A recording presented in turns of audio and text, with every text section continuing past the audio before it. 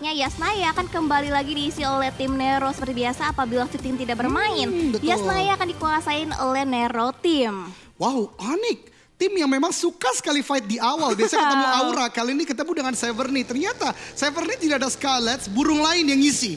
Yes. Sekarang Eagle 365. Namun apa yang terjadi dengan Nick? Dia maju mundur. Sepertinya pergerakan Nick lebih ke arah scouting dan mapping juga. Dia mendengar ada step, dia touchdown di bagian compound ini dan memulai loot. Namun ini berbahaya sekali karena teman-teman bisa perhatikan di bagian minimap 2 orang Eagle, 1 orang Onyx. Walaupun Onyx udah mulai melakukan backup, namun belum ada senjata sama sekali nih Windy. Yes, betul banget. Berarti ada 2 tim yang memiliki pemikiran yang sama yaitu Onyx dan juga tim Eagle 365 untuk bisa menempati area Severny yang dimana Scarlet Gaming tidak bermain dan lihat bahkan dari seorang Alpha udah mulai mengumpulkan informasi sebanyak mungkin tentang informasinya tentang kehadiran Onyx nih yang udah masuk juga ke area bagian Severny. Betul, ini Powerpunk dan Leon seharusnya udah saling mengetahui satu sama lain. Alva lebih memilih untuk bertahan. Raffi udah dapat call dari temennya kalau ada player lain yang ada di sini dan lihat dia nggak punya vest, dia nggak punya weapon, dia benar-benar sekarang diem aja. Yang menjadi berbahaya adalah ketika Eagle menahan terlalu lama seperti ini, teman-temannya datang, Onyx udah bisa dipetakan di mana-mana nih Windy. Ya, betul banget. Dan kalau misalkan kita lihat dari segi research weaponnya itu Eagle jauh lebih mengungguli dibandingkan Onyx. Dan bahkan lihat Raffi gak bisa membuat pergerakan yang begitu signifikan karena terhalang banget gerakannya karena di bagian depannya udah ada satu pemain dari Eagle 365 juga yang udah mulai mematang-matang, tapi Powerpunk udah mulai menaiki satu buah vehicle dan nampaknya akan menjemput seorang Raffi untuk bisa diselamatkan untuk saat ini. Betul-betul, masih ada pilihan shooting range sebenarnya kalau mereka ingin melakukan loot juga. Namun kembali lagi, 2 tim ini adalah tim yang butuh poin. Onyx memang masuk ke 2 Super Weekend. Tapi di Super Weekend kemarin pun tidak terlalu maksimal. Eagle di lain hal, dia justru tidak bermain di Super Weekend kedua oleh karenanya lebih hati-hati. Padahal dia udah touchdown duluan, udah punya weapon duluan. Namun inilah gerakan-gerakan yang tentu didasari oleh pengejaran poin yang dibutuhkan. Dan kali ini Onyx lebih komit, mereka move as a unit 4 orang bergerak bersamaan dan ini berbahaya sekarang justru berbalik ke arah Eagle karena gue belum lihat ada regroup yang ingin dilakukan pun juga gue belum lihat ada angle yang diambil oleh 2 player Eagle lain yang kali ini tidak terlihat di bagian minimap.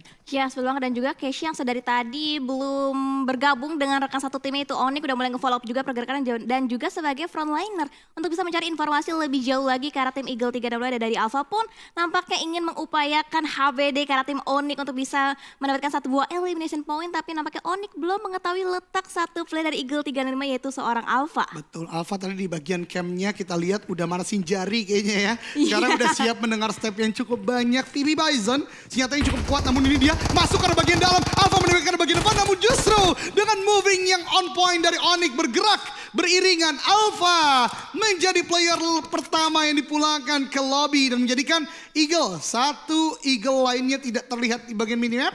Berarti repositioning, ini dia Lions yang harus langsung cabut dari Severny dan bergerak ke compound-compound sekitarnya Windy. Ya, betul banget. Berarti split position dilakukan oleh Eagle 365 tidak membuahkan hasil yang begitu maksimal yang mengakibatkan satu rekannya harus terculik di awal permainan. Padahal kita tahu Eagle yang terlebih dahulu drop down di area sekitaran Severny. Betul. Tapi entah kenapa dengan follow up dilakukan oleh tim Onyx berhasil bisa membalikan lagi keadaan dan bahkan memukul mundur tim Eagle 365 untuk keluar dari arah bagian Severny. Wah jauh banget sih. Satu orang masih menempati dari bagian Water Town atau rumah banjir.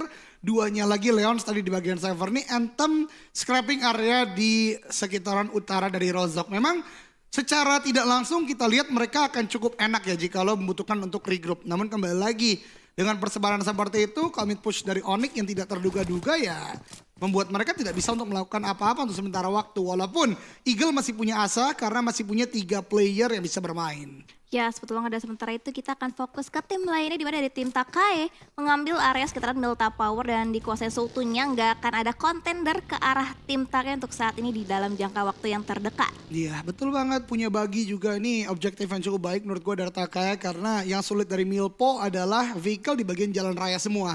Oleh karenanya kalau dari hemat gue pribadi mereka turun ke arah bagian jalan raya, ngambil vehicle baru masuk ke dalam compound pun juga yang dilakukan oleh Livescape kali ini dengan vehicle yang udah mereka miliki 4 bahkan dia mengamankan high ground di sekitaran school apartment. Gerakan yang cukup unik juga mengingat Livescape tadi jauh untuk menuju ke arah quarry dan sebenarnya turun di sekitaran shelter ya yang membuat mereka cepat untuk rotasi ke arah tempat tersebut.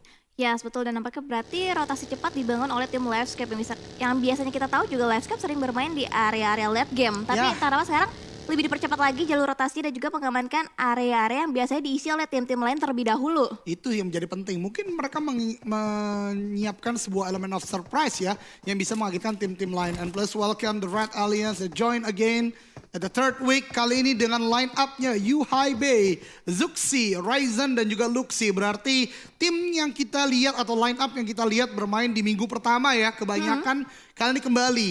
Dan ini juga kesempatan yang harus dimaksimalkan oleh Bigetron mengingat poin mereka dengan Bonafide kali ini hanya berbeda 2 poin. Ya, betul banget. Berarti pride yang dipertaruhkan lebih tinggi lagi. Nggak hanya slot untuk bermain di Super Weekend, tapi slot ke PMGC pun dipertaruhkan di season keempat kali ini, Kaldoge. Iya betul banget, PMGC siapa sih yang nggak mau main kan? Global Championship tingkat tertinggi dari official turnamen untuk PUBG Mobile. Membawa nama negara dan juga bisa berprestasi di kancah tersebut. Tentu tidak ada yang ingin kendor istilahnya.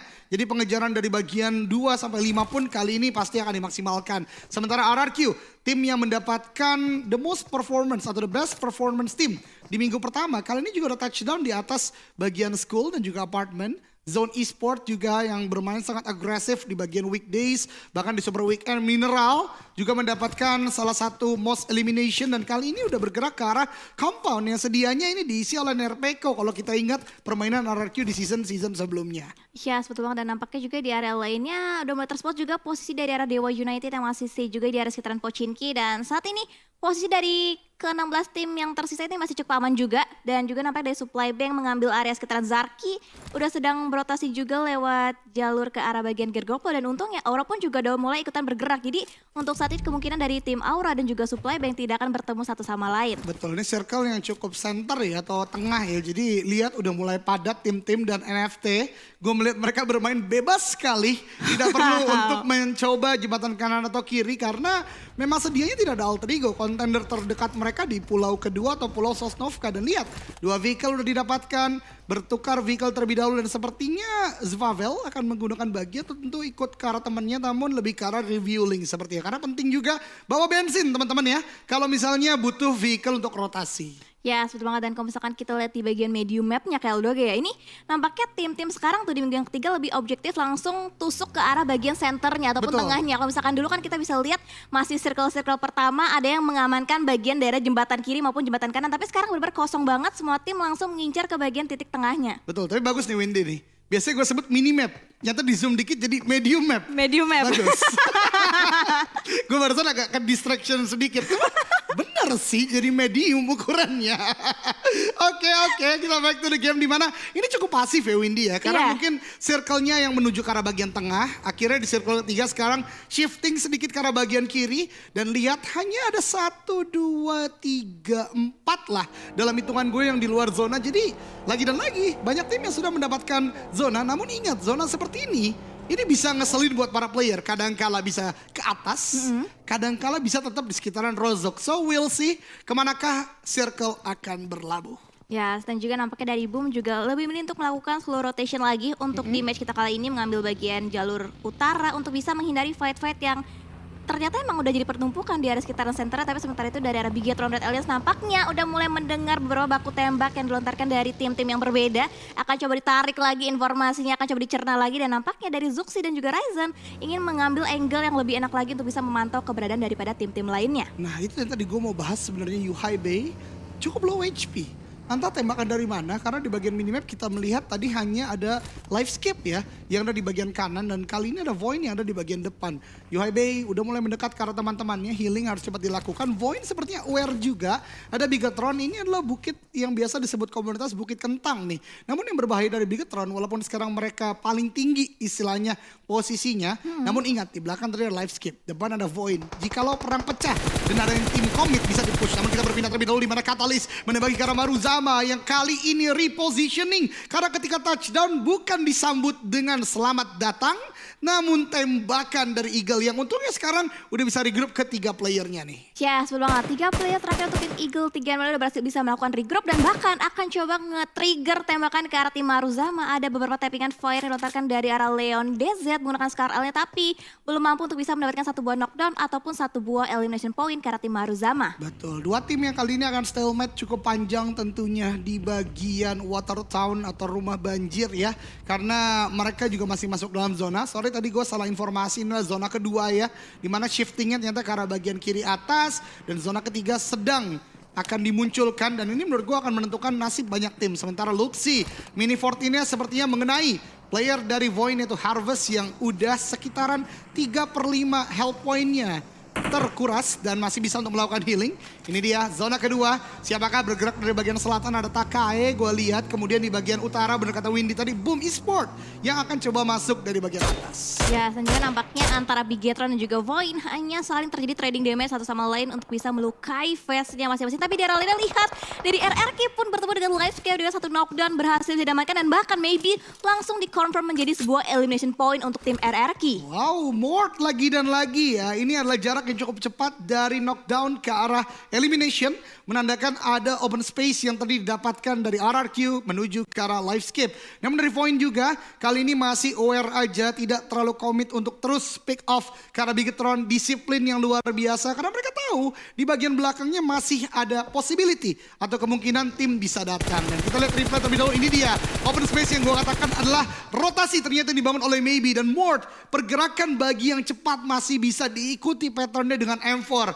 Luar biasa memang Mort. Ya, sementara itu kita bergeser ke tim Aura di mana Jaxi juga udah mulai terspot posisi sedang memata-matai ataupun memantau posisi di area sekitaran rumah banjir yang terdapat dua tim yang berbeda dan nampaknya circle-nya wow. Ini shiftingnya parah sih ke arah bagian utara yang dimana kita tahu tim-tim terjadi penumpukan di arah bagian selatannya ke Eldoge. Wah, ini yang tadi sempat kita bahas Windy. Ketika zona ketiga, ini akan menentukan nasib tim. Dan ternyata nasib buruk bisa gue katakan untuk banyak tim yang tadi Windy udah ungkapkan dari bagian selatan. Lihat ini penumpukannya kan banyak banget di beberapa entry point. Dan keuntungan bagi beberapa tim yang menjaga entry point tersebut termasuk Boom Esport yang berhasil masuk dari bagian utara. Gak kedeteksi dan ini akan cukup aman bagi mereka. Sedangkan tim-tim lain yang lambat bergerak. Ini banyak banget Windy. Termasuk Maruzama yang baru masuk ke arah Rozok. Kediaman dari Bonafide dan langsung ter-take down. Satu player cannot moving again. Yes, betul banget. Udah cannot di-revive banget ini posisinya kayak Dogen. Bahkan dari tim Maruzama pun akan coba menghindari fight atau akan mencoba engage fight ternyata karena tim Bonafide di mana Mizu udah mulai touchdown akan coba di-follow pergerakannya dan dari tim Bonafide pun ingin terburu-buru untuk bisa mendapatkan satu buah elimination point. Tapi ini bukanlah jalur yang mudah untuk bisa mendapatkan satu buah elimination point karena ada counter spray juga yang dilakukan oleh seorang Mizu berhasil bisa mendapatkan satu buah trading ke arah tim Bonafide. Betul, mungkin secara pengamatan tadi dari Bonafide tidak ada kesalahan di mana memang tidak ada tim yang benar-benar atau player dari Maruzama yang bergerak secara dekat. Namun ingat masih ada high ground yang bisa dimainkan. Mizu tadi mendapatkan pick off tersebut.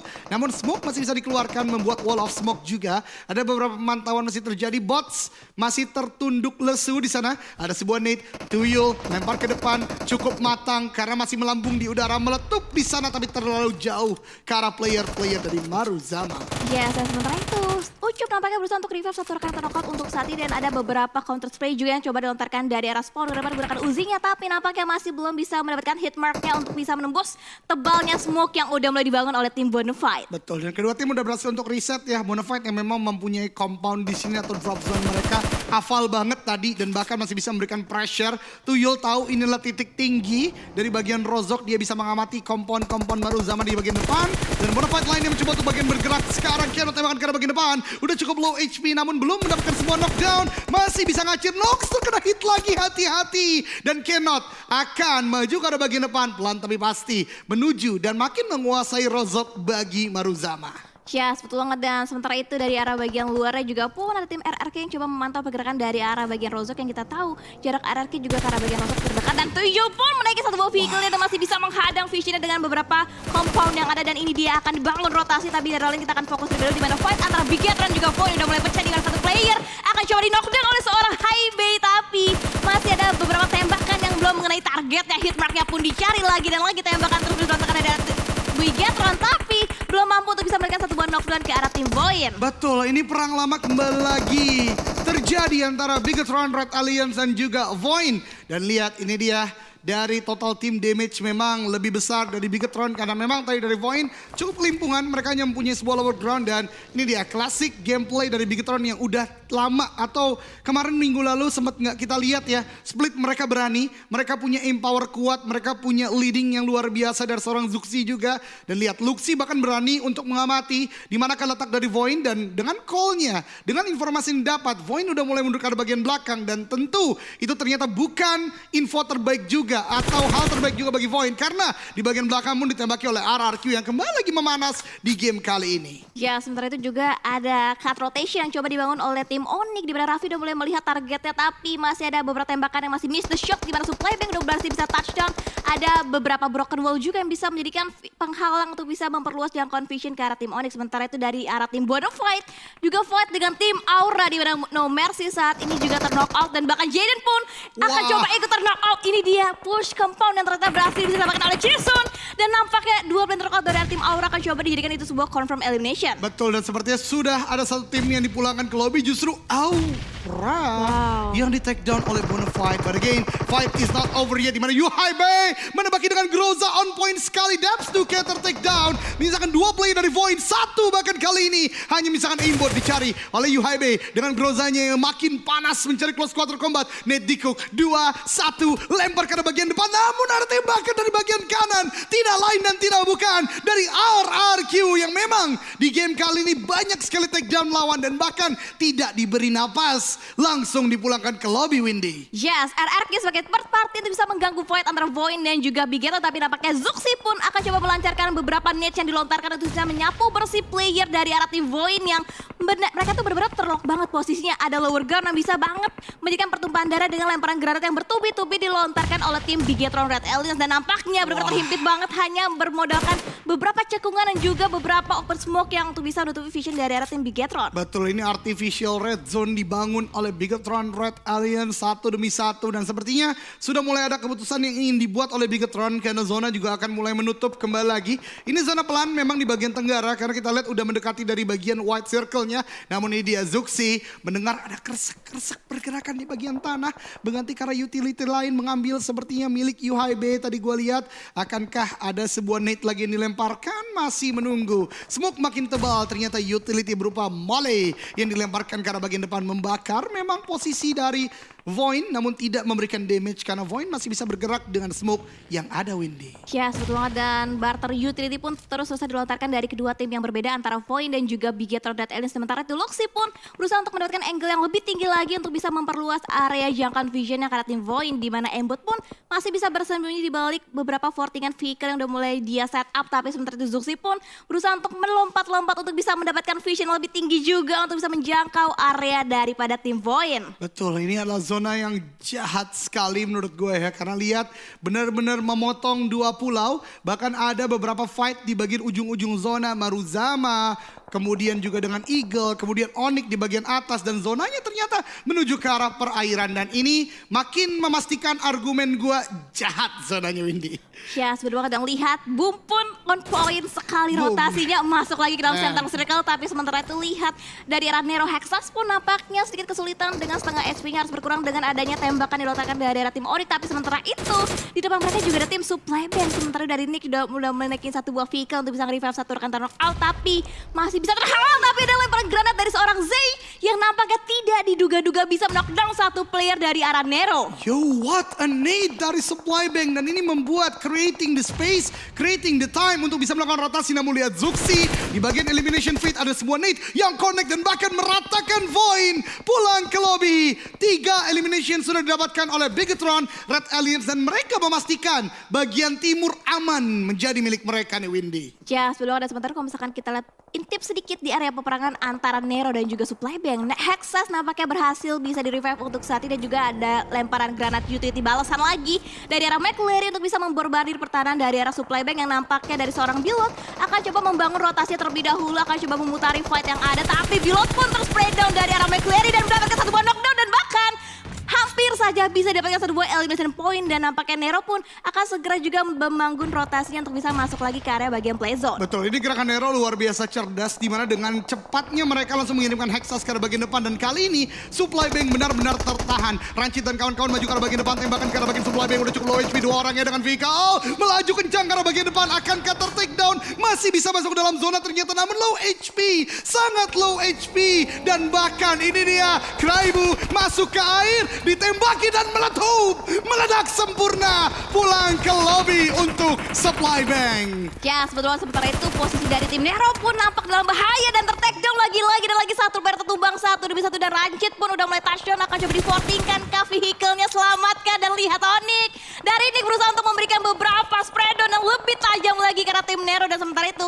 ada beberapa pop out smoke juga yang akan dilontarkan dari arah Nick untuk bisa menghadang visionnya dari arah tim-tim yang berusaha untuk ngekat rotasi mereka dan lihat boom mempunyai vision yang lebih juga dan bahkan granat eliminator berhasil bisa disapu bersih oleh seorang Ken. Wow, boom lagi dan lagi. Tidak hanya mendapatkan zona tengah, namun defensif mereka, awareness mereka luar biasa. Bonafide bots, touchdown berhasil dilakukan. Namun untuk berapa lama karena posisinya udah mulai terpantau juga oleh Ikyar. Low HP juga di tempat lain. Dari Bigatron Red Aliens tadi satu player dipulangkan ke lobby. Bahkan kali ini masih ada pengamatan juga Onyx dipulangkan ke lobby. Di peringkat 9, 8 tim tersisa di zona kelima kali ini. Dan ini tentu tidak mudah karena banyak tim-tim yang kelimpungan. Buat sudah low HP di sana terspot dan dipulangkan ke lobby oleh Ikyar kali ini. 8 elimination points sudah dapatkan oleh Boom Esports. Ya, sebetulnya ada sementara itu ada chaos yang terjadi di area sekitaran jembatan yang dimana dijaga dengan sangat baik oleh tim zone dan bahkan pun satu player dari Takai nggak bisa bertahan. Kian pun harus knockdown, misalkan Gremory seorang diri yang masih bisa bertahan tapi ada Banyu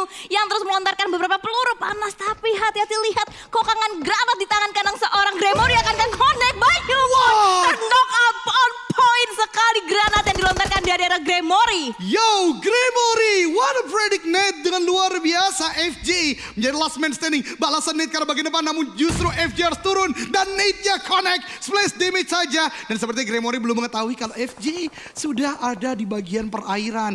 Lihat kali ini permainan coba dibangun oleh Takai, menahan terlebih dahulu dari Banyu bisa mengirimkan informasi bahwa saya Gremory masih ada di sana. FJ udah menarik senjatanya, tembakan ke arah bagian depan belum ganti dan ini dia ada sebuah jump shot. UMP close quarter combat terjadi dan ini dia masih kejar mengejar. UMP keduanya digunakan, akan close quarter combat tidak terelakkan, tembakan dengan jump shot cukup on point dan bahkan Mort, what happened? RRQ lagi-lagi take the credit dan end ke arah Takai. What a play dari RRQ Ryu Windy. Wow, keuntungan lagi dan lagi berpihak kepada tim RRQ dan sementara itu Boom akan coba melancarkan rotasinya untuk bisa masuk lagi ke dalam circle selanjutnya dan sementara itu dari arah bagian luar masih ada NFT drone seorang diri yang masih bisa bertahan, bisa banget ke backstep posisi dari arah tim Boom dan sementara di bagian seberangnya dari tim Dewa United pun lagi berusaha untuk melakukan healing sharing bersama dengan Ryzen di dalam satu buah vehicle KL Doge. What? Dua player di vehicle yang sama, mereka bertahan di bagian air dan lihat itu dia ganti-gantian masuk ke dalam mobil untuk nge-heal. Ini permainan apa teman-teman sekalian dari Ryzen dan juga Steve Boy beradu heal, beradu timing karena keduanya juga butuh oksigen. Ketika udah cukup low HP mereka harus naik ke arah bagian atas. NFT pun ter-take down di peringkat ke-7, 6 tim tersisa di mana 2 diantaranya di dalam air Windy. Yes, dan ini adalah last first aid dari seorang Steve Boy. Udah gak ada first aid sama sekali dan kita lihat dari arah Mort pun masih terus mengintai posisi dari 2 tim yang berbeda. Dan Ryzen pun masuk lagi ke vehicle untuk bisa melakukan healing-healing dan ada rotasi yang nampaknya coba dimanfaatkan dengan sangat baik kalau tim Boom dan Fokker pun lihat headshot menggunakan karnya berhasil bisa melihatkan satu buah knockdown dan bahkan Ryzen pun dengan lemparan granat ternyata enggak, Ryzen tidak bisa mengambil nafasnya karena baru di lock banget sama tim RRQ. Betul, dan Steve Boy kembali lagi masuk ke mobil. What happened? Ini 2 aim power kuat loh, Steve dan juga Ryzen. But again, we back to the fight di mana Volker menembaki kembali lagi dan Ikyar take the credit. Kali ini 2 player RRQ ter-take down menyisakan asa di balik batu. Ini zona ke-6, sementara dia akan mulai mengecil dan lihat di bagian air pun sekarang join another team, Zone dan juga 2 Yul dari Bonafide. Ya, sementara itu dari arah Ken pun berhasil bisa memberikan satu buah knockdown ke arah Voldemort dan dari Ponbit pun berhasil jadi revive nampaknya dan Asa benar-benar udah ke-lock banget posisi yang hanya bermodal menambahkan satu buah natural obstacle untuk bisa menghalang visionnya. Tapi Asa pun kerepotan karena dia nggak masuk ke dalam circle selanjutnya. Dan bahkan circle itu dimiliki oleh tim Boom, Keldoge. Oh my god, dan Boom sudah mendapatkan double digit elimination. Lihat Volker benar-benar mengokang, benar-benar mengeker maksud saya menuju ke arah Asa. 1 pixel kepala terlihat saja. Ini akan menjadi N. Itu dia tembakan ternyata masih bisa untuk dijiggle sedikit oleh Asa. Bertahan untuk sementara waktu dan mobil kali ini diisi lagi oleh Zone. Oh my god. Yes, dan Steve Boy pun masih bisa bertahan seorang diri dan sementara dari arah luar Volker pun masih berusaha untuk mencari celah untuk bisa mendapatkan satu buah headshot ke arah RRQ yaitu yang menyisakan Asa seorang diri yang masih bisa bersembunyi. Dan lihat ini udah bener-bener chaos banget dan bahkan Bonafide Tuyul pun nampaknya nggak bisa berbuat banyak kali ini Keldoge. What happened di Erangel pertama kita? Ini benar-benar fight yang cukup unik.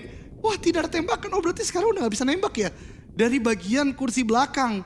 Karena kita ketahui ada beberapa tembakan yang pernah terjadi dari kursi belakang. Dan lihat Asa akan mencoba untuk take down ke arah Tuyul. But again, ter-take down dari Bumi yang lihat elimination point-nya udah berapa, Windy? 13. Wow, dan nampaknya juga commit push akan coba dilancarkan oleh seorang Ken. Tapi justru malah Ken yang ter-knock out dengan ada counter spray dilancarkan oleh seorang Tuyul. Dan nampaknya Tuyul dan backup yang begitu baik dari tim Boom berhasil bisa nge-clear juga semua player dari arah tim Bonafide. Betul, ini dia 2 ikan melawan Boom Esport. Yang Conbit juga ikutan turun.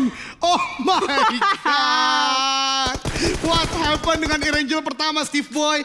Udah mulai terpojok, udah mulai terdetek. Justru FJ yang masih di dalam dalam sebuah mobil masih bisa untuk terdiam. Steve Boy muncul sedikit kepalanya, masih bisa untuk masuk lagi. Dan dari FJ sendiri masih punya healing. Ada nade, matang, lempar ke bawah, meletup di sana memberikan damage yang besar. Steve Boy ter-take down FJ, the last man standing, diajak berenang, berdansa di bagian bawah air. Masih dengan diving yang cukup dalam, udah cukup low HP. Akankah nade berikutnya connect di bagian belakang sana? Tidak terdeteksi, meletup dan itu di akhir dari Zone Esport. Dan winner chicken dinner untuk Boom Esport. Wow, dengan total perolehan poin elimination berarti total ada 16 poin elimination yang berhasil bisa diamankan oleh Boom Esport.